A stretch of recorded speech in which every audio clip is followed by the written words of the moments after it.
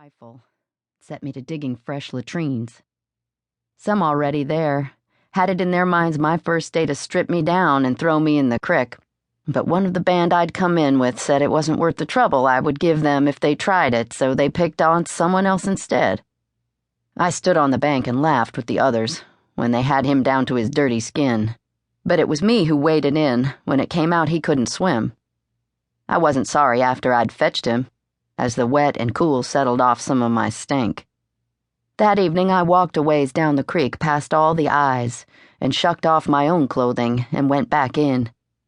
I'd have floated on my back a good long while, but I could already see that a camp was a sprawly thing, and who knew who else might have had the same idea. So I got in and out and dried and dressed back up quick. The boys at my tent had a game of cards going when I got back, and I stood a while and watched it.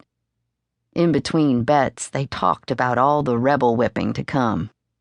They had pipes in their mouths and cheeks still fat from their farms. I did not know what was coming any better than they did, but it did not feel like a thing to rattle happy at the dark about. Still, when one of them looked up from his poor hand and asked how many rebels I planned on killing, I smiled and put my own pipe in my mouth and said I'd get my 100. A little later, after I had tended to my gun and polished my bayonet, I lay under my blanket and thought about that 100. I thought about my Bartholomew, too. I thought about the 100, and then I thought about Bartholomew. Then I fell asleep and dreamed I was floating dead as the ages in the cool waters of the crick.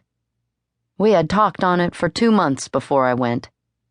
I think we both of us knew from the start where the conversation was wending, but we talked on it, took it every angle, sewed at it until the stitch stayed shut.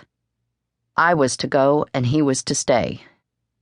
There was one of us had to look to the farm and one had to go, and that was him, and that was me. We were about the same small size, but he was made out of wool and I was made out of wire. He took the sick headache every winter, and I'd never got sick one gray day in my life. He couldn't see any too well over a distance, and I could shut one eye and shoot a jackrabbit out of its ears at 50 yards. He would turn away any time he could, and I never, ever backed down.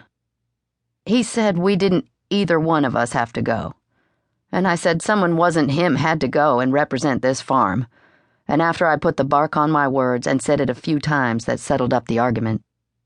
We kept it quiet. The only other person I raised up the topic with was my mother, and of course she was already fine and dead. I would open the discussion with her after Bartholomew was into his snoring, or when we were at different ends of the field, or when it was my turn to go out to the shed and lay my cheek and shoulder against our cow. Once or twice, I went out to the churchyard where I'd put her stone, curried off its fresh slime and damp mosses and twittered at it like a bird. My mother had traveled in a train once, and I told her I wanted to travel like her. Whoosh across the countryside, float the length of its long waters in a boat. I wanted, I told her, to lie under the stars and smell different breezes. I wanted to drink different waters, feel different heats, stand with my comrades atop the ruin of old ideas, walk forward with 1,000 others, plant my boot and steal my eye and not run.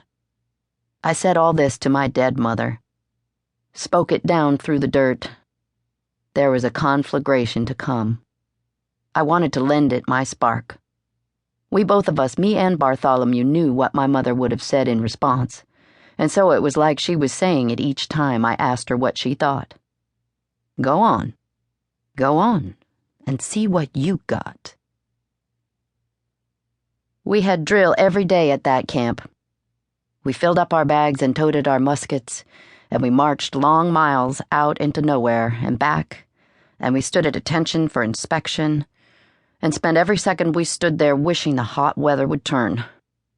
I finished up at drill and dug at the trenches, and at any other thing required a shovel. Once it was a sinkhole for the cooks. Another time it was a row of fresh, neat graves I helped dig and then fill. Boys they put in them had died of diphtheria. 1 or 2 was ones I had walked into camp with. 5 minutes